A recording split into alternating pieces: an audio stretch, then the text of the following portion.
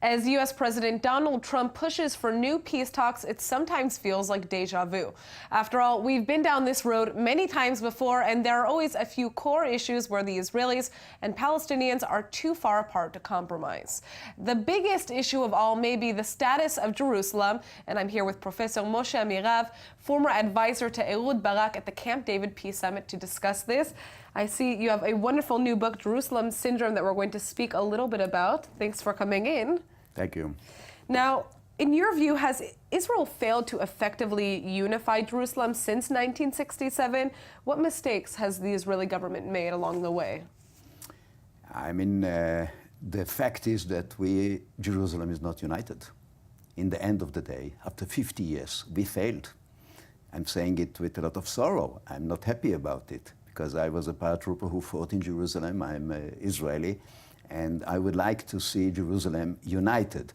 But we have to understand that when we say Jerusalem, it's more than just the capital of Israel. Absolutely, and I mean, we can see this picture right here. Yeah. You were a young man, you received a very serious head injury, but you somehow managed to run out of the hospital down to Jerusalem on the day in which it was So reunified. I have my feelings about it, especially after this 50 years.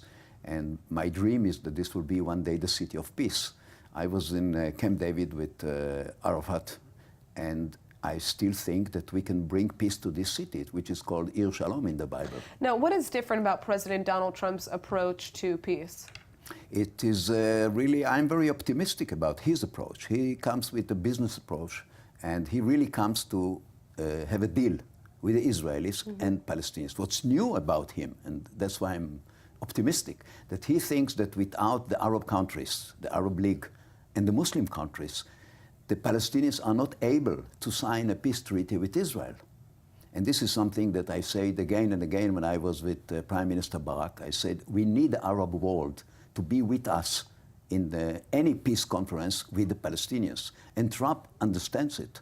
The other thing is that he comes with a new attitude that has nothing to do with religion or any nostalgia about the past. He comes as a businessman.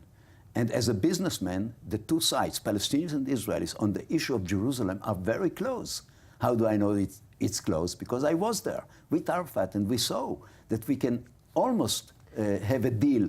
Now, what sort of compromise do you think that both the Israelis and the Palestinians could actually agree to regarding Jerusalem? Is there a compromise that could be made? Yes, there is. I always give this kind of idea like the Vatican. You know, in Italy, there are two capitals in Rome. One is Rome as the capital of Italy, and one is part of Rome is capital of the Vatican, of the religion, which is Christianity. So we can have two capitals in Jerusalem, and the city should be open. I'm against a wall in the city, and there is no need for a wall, because if we have peace, we don't need a wall.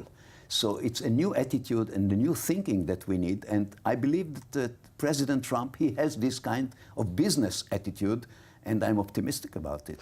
Well, I think we are all hoping for the best on his visit. He'll be arriving tomorrow. Thank you so much for coming in, Professor. Thank you.